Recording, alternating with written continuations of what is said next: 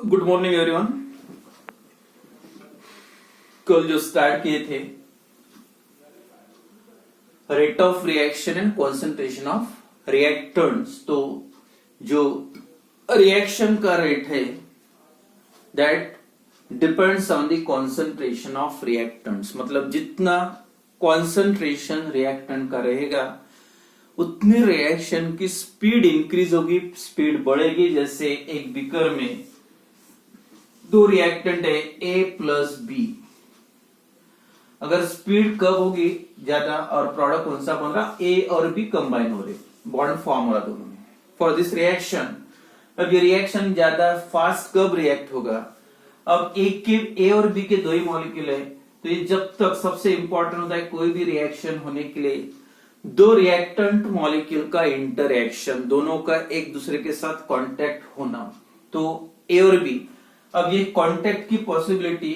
Interaction की possibility कब बढ़ेगी, जितने मॉलिक्यूल ज्यादा है ए या बी के, मतलब ए और बी का जितना कॉन्सेंट्रेशन बढ़ेगा इतना कोलिजन होगा, उतना इंटरेक्शन होगा, उतना ज्यादा प्रोडक्ट बनेगा। मतलब रेट ऑफ रिएक्शन बोल सकते हैं आप directly, the rate of reaction is directly proportional to the concentration of reactants. मतलब जितने ज्यादा रिएक्टेंट्स रहेंगे उतना रिएक्शन का रेट बढ़ेगा, उतनी रिएक्शन की स्पीड बढ़ेगी। तो जनरल रिएक्शन फर्स्ट कंसीडर करते, ए मोल्स ऑफ ए, कोएफिशिएंट ए का, react with B moles of B and form the C moles of C plus B moles of B। ये जनरल रिएक्शन है, मतलब A moles of A ये coefficient है, capital A का small ए coefficient, मतलब number of moles of A small A moles, number of moles of B small B moles, C का C small C और D का small D। तो for this reaction, तो अभी जो बताया था मैंने स्टेटमेंट रेटला का, the rate of chemical reaction is directly proportional to the concentration of reactants with each concentration term raised to simple power। जो भी concentration terms रहेगा उसके पावर्स क्या होगा, मैं डायरेक्ट पहले रेट ला एक्सप्रेशन लिखता, R मतलब rate of reaction, rate is directly proportional the concentration of reactants. कौन कौन से दो रिएक्टेंट है, ए और बी। ए, अब कोई भी रिएक्शन में जो कोएफिशिएंट रहेगा वही पावर में जाएगा, जरूरी नहीं। अब इसमें टोटली अलग है, ये केमिकल काइनेटिक्स में आप बोल नहीं सकते यहाँ पे पावर ए भी हो सकता है या out of A moles of A moles of A reacts with B moles of B, तो out of A moles only X moles of A that actually affect the rate of reaction. मतलब reaction का rate जो depend करता है पूरा ए, तो ए number of moles है, लेकिन out of A moles X mole सिर्फ अफेक्ट करे, ए भी हो सकता है नहीं भी हो सकता। तो सेकंड जो है, सेकंड रिएक्टेंट बी है, concentration of B to the power of y, लेकिन इसके नंबर ऑफ मोल्स कितनी, बी मोल्स है, लेकिन जरूर नहीं all the moles of B that affect the rate of reaction. तो out of B moles Y moles of B that actually affect the rate of reaction. तो ये होगा rate law expression, this law expression, this rate law उसका complete solve करते हैं। Rate के लिए R लिखेंगे, R is equal to that is K proportionality constant, K into concentration of A to the power X and concentration of B to the power Y. तो यहाँ पे जो है K is proportionality constant, that is also called as K rate constant या specific rate constant. Rate constant या specific constant या specific rate constant, जब कोई भी कांस्टेंट का मतलब जो होता है अगर इसकी वैल्यू 1 रख दोगे तो आर रेट ऑफ रिएक्शन, ही रिएक्शन का रेट है जब कॉन्सेंट्रेशन कोई भी रिएक्टेंट का जो होता है यूनिट मतलब 1 मोलर, तब जो वैल्यू रहेगी रिएक्टेंट्स की रेट ऑफ रिएक्शन की, that is the value of K. तो K is called as the rate constant and the value of K is not depends on the concentration. मतलब जो K की value यहाँ पे, K की value reactants के concentration पे डिपेंड नहीं होती, क्योंकि स्टैंडर्ड वैल्यू क्या है, जो आपकी आज जो के का मतलब जो है, जब रिएक्टेंट का कॉन्सेंट्रेशन 1 मोल होता है तब जो रिएक्शन का रेट है that is called as the K. मतलब कितना भी अमाउंट लो उसमें से आपको 1 मोल ही लेना पड़ेगा, आप कॉन्सेंट्रेशन इंक्रीज या डिक्रीज नहीं कर सकते, and therefore value of K is not depends on, ये पॉइंट याद रखो, value of K is not depends on the concentration of reactants. तो रिएक्टेंट के कॉन्सेंट्रेशन पे के की वैल्यू डिपेंड नहीं करती, it only depends on the temperature. Temperature increases, value of K is also increases, मतलब reaction का rate बढ़ता है, मतलब के की वैल्यू बढ़ती है। तो it only varies with the temperature, ये पॉइंट याद रखो। और ये जो एक्सप्रेशन लिखा है मैंने, R is equal to K into general rate law expression, that is also called as the differential rate law, क्योंकि R is equal to D concentration of A by D T या D concentration of B by D T, इस type से आता है। तो this ये जो equation है रेट लॉ है, that is called as differential rate law. और इसका जो स्टेटमेंट भी लिखना है तो डायरेक्ट लिख सकते हैं, rate of reaction is directly proportional to the concentration of reactants with each concentration term raised to simple powers. तो पावर्स कुछ भी हो सकता है, 1 भी हो सकता है, 2 भी हो सकता है, डायरेक्टली आप बोल नहीं सकते। एंड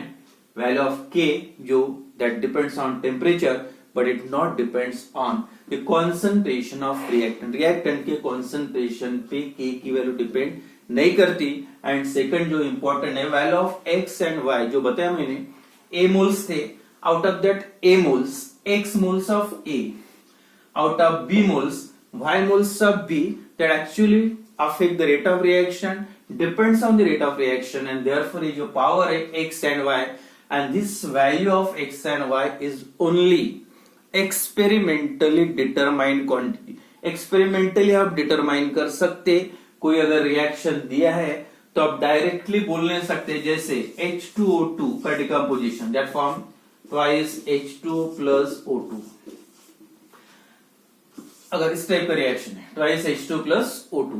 यहाँ पे कोएफिशिएंट 2 है तो आप डायरेक्टली एक्सप्रेशन ऐसे नहीं लिख सकते, K इंटू, इसके लिए अगर रेट ला एक्सप्रेशन लिखना है K into concentration of H2O2, यहाँ पे 2 इसलिए 2 पाया हमने, but actually experimentally it is found that यहाँ जो पावर होता है not 2 but it is a 1, मतलब ये पावर जो x के जगह पे वैल्यू कितनी हो गई 1, यहाँ पे दिखने के लिए 2 हो भी सकता, कुछ रिएक्शन के लिए अलग है। और ये जो आप डायरेक्टली लिख ही नहीं सकते, जो भी एग्जांपल्स दिए आपको याद ही रखना पड़ेगा, पावर 1 है या 2 है, that only experimentally determine quantity. Directly आप रिएक्शन देख के या रिएक्शन की जो स्टाइकोमेट्री होती है, नंबर ऑफ मोल्स होते हैं, इससे आप डायरेक्टली डिसाइड नहीं कर सकते। तो ये बाद में ऑर्डर ऑफ रिएक्शन उसमें क्लियर हो जाएगा। तो ये जो expression, this expression is called as rate law expression,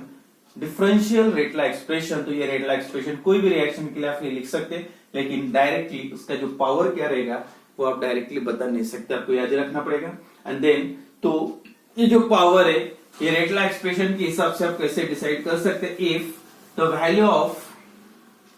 और x और y की, for x is equal to 1 और y इज इक्वल टू 1,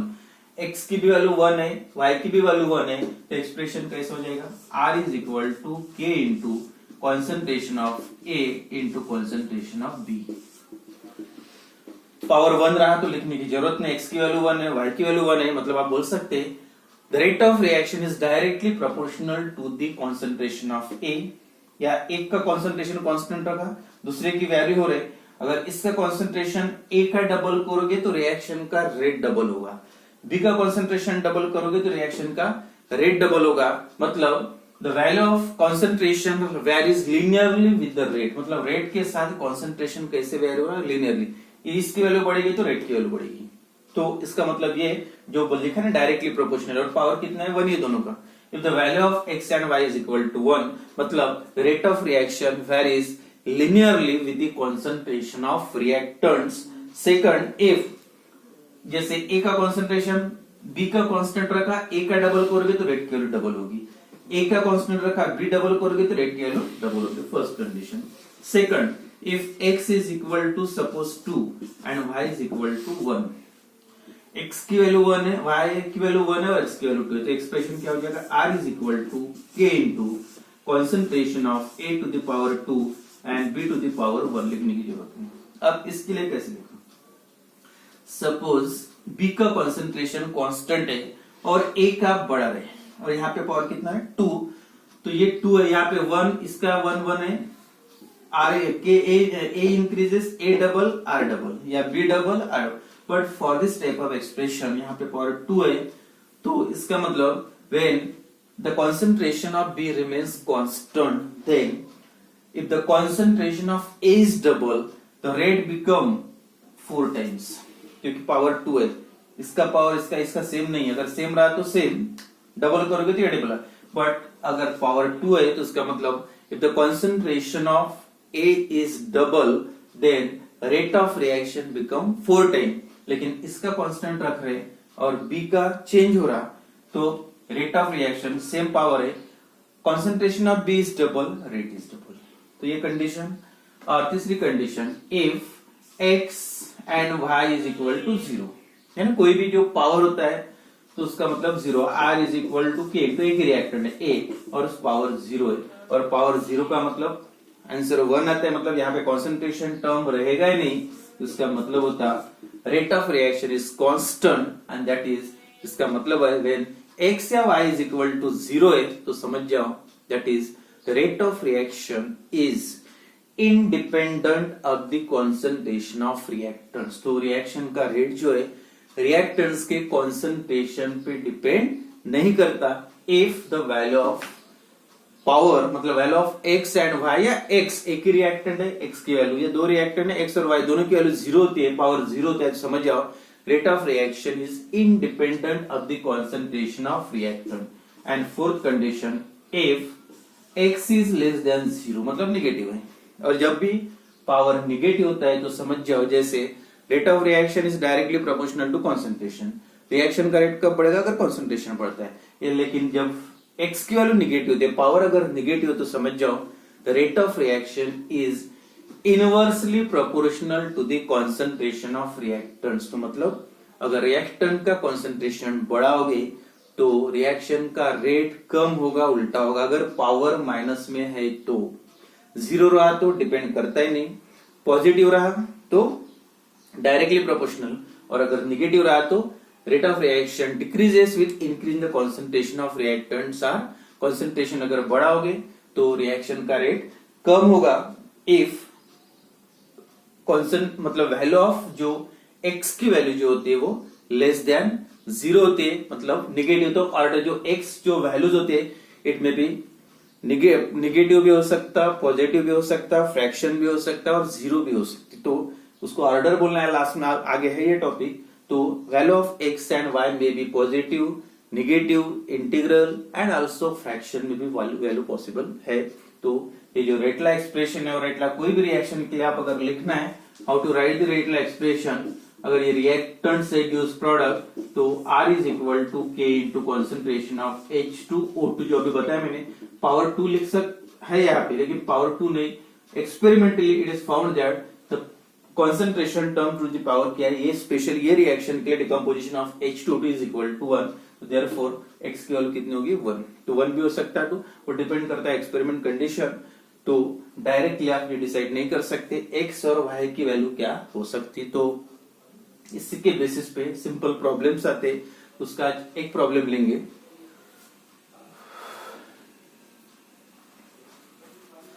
बस, और उसमें जो कैलकुलेशन करना रहता है, जनरल रेटला लिखोगे और उसके बाद जो भी रहेगा value of x and y, और x एंड y निकलने के बाद वो वैल्यू पुट करना है, वो रहेगा फाइनल रेटला एक्सप्रेशन। तो रेटला एक्सप्रेशन लिखना है और कंडीशन गिवन है रिएक्शन की, तो आप कैसे x एंड y की वैल्यू कैलकुलेट कर सकते। Write the rate law for the reaction, write the rate law for the reaction, reaction दिया है A plus B gives product, general reaction है, from following data, from following data, जो data given है उसका use करके आपको रिएक्शन का रेट निकालना है। टेबल दिया है, ए का कॉन्सेंट्रेशन दिया है, कॉन्सेंट्रेशन ऑफ बी दिया है मोल पर डीएम क्यूब, डायरेक्ट लिखा, और यहाँ पे जो दिया है रेट, रिएक्शन का रेट, रिएक्शन ए के कॉन्सेंट्रेशन चेंज करने से रिएक्शन के रेट पे क्या इफेक्ट हो रहा, तीन कंडीशन है, तीन इक्वेशन बनाना है, 1 2 और 3। पहले कॉन्सेंट्रेशन है एक मोल पर डीएम क्यूब में, इसका 0.4 है, इसका 0.2 है। तब रेट है 4 इंटू 10⁻⁻5। जब कॉन्सेंट्रेशन ये रहेगा तब रिएक्शन का रेट कितना है, 4 इंटू 10⁻⁻5, 0.6, 0.2,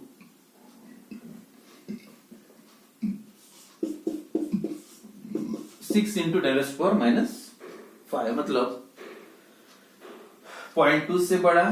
तो उसका रेट का रिएक्शन का रेट इज आल्सो इंक्रीज, इसका कंसंट्रेशन सेम रखा, बी का कांस्टेंट रखा और ए का बढ़ाया तो इतने से रेट बढ़ा, पहले 4 था अब 6, पावर तो सेम नहीं। लास्ट में 0.8, इसका 0.4, इसका डबल किया 4.4 टू 8 और इसका 0.2 to 0.4, then rate of reaction 3.2 into 10⁻⁻⁻4, मतलब आप बोल सकते 32 into 10⁻⁻⁴, तो 8 टाइम्स बढ़ गया रेट। तो सबसे पहले जो तीन कंडीशन है, ये कॉन्सेंट्रेशन चेंज करने से रेट पे क्या इफेक्ट हो रहा, तो इसी के बेसिस का यूज करके आपको तीन इक्वेशन बनाना है। बहुत ही सिंपल कैलकुलेशन है। और तो आप सबसे पहले क्या लिखोगे, general rate law for this reaction, R is equal to कोई भी रिएक्शन के लिए K into concentration of A to the power X into concentration of B to the power Y, मतलब X एंड Y की value निकलना है। तो सबसे पहले तीन इक्वेशन बना लो उसका, rate R is equal to, तो इक्वेशन नंबर 1 क्या आएगा, क्या है rate 4 into 10⁻⁻5 is equal to K into concentration कितना दिया है, A का 0.4 to the power X, B का 0.2 to the power Y, suppose equation number 1। Second equation बना, सेकंड का रेट कितना है 6 into 10⁻⁻5 is equal to K into concentration A का कितना है 0.6 टू द पावर X और यहाँ पे 0.2 टू द पावर Y, और ये होगा इक्वेशन नंबर 2, इक्वेशन 1। और तीसरा इक्वेशन बनाओ थर्ड कंडीशन के लिए, कितना रेट 3 या 32 डायरेक्ट लिख सकते हैं, इंटू 10⁻⁻ कितना -5, अगर ये पॉइंट यहाँ पे जाएगा तो बढ़ जाएगा, is equal to K into कितना है सेकंड 32 जब रेट है तो कॉन्सेंट्रेशन इसका 0.8 है A का और B का है 0.4 to the power Y, equation number 3।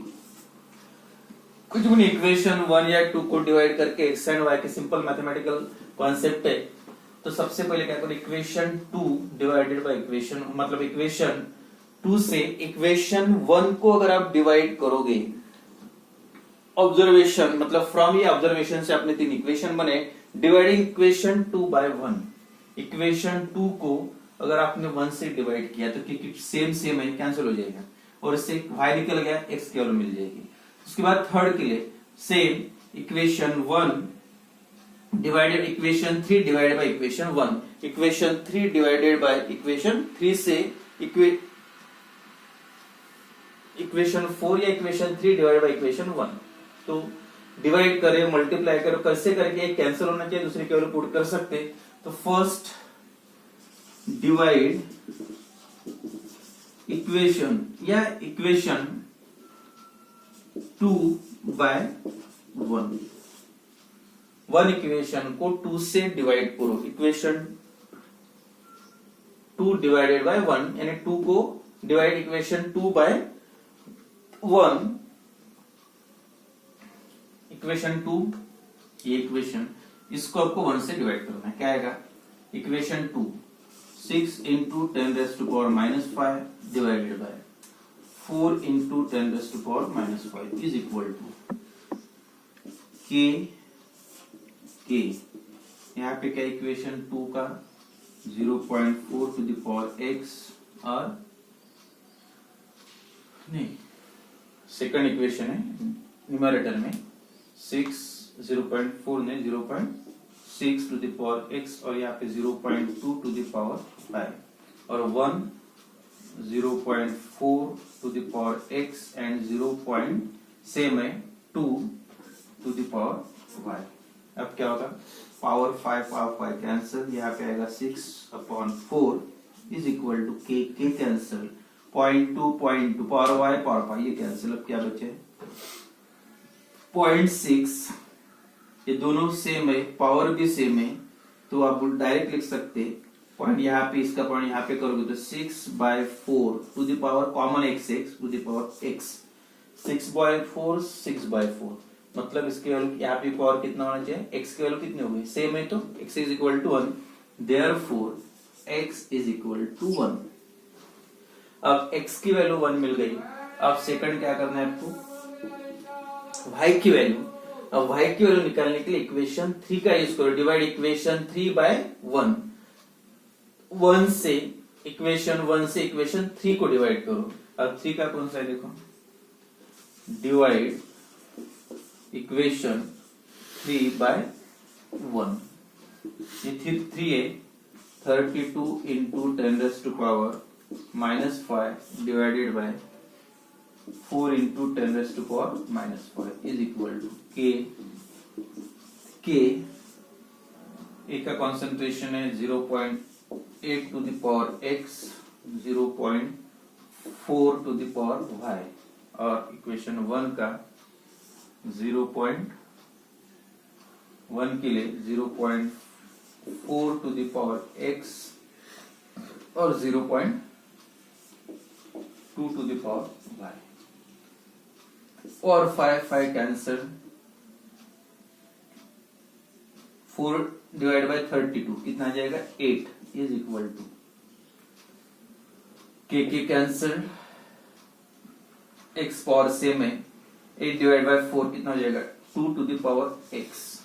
4/2 power same है, और यहाँ पे 4 डिवाइड बाय 2 मतलब 2 to the power y. Value of x, but x is equal to, x की वैल्यू आपने ऑलरेडी निकाली है 1. अब ये वैल्यू पुट करो, x की value 1, 8 is equal to 2 to the power 1 into 2 to the power y, 1 2,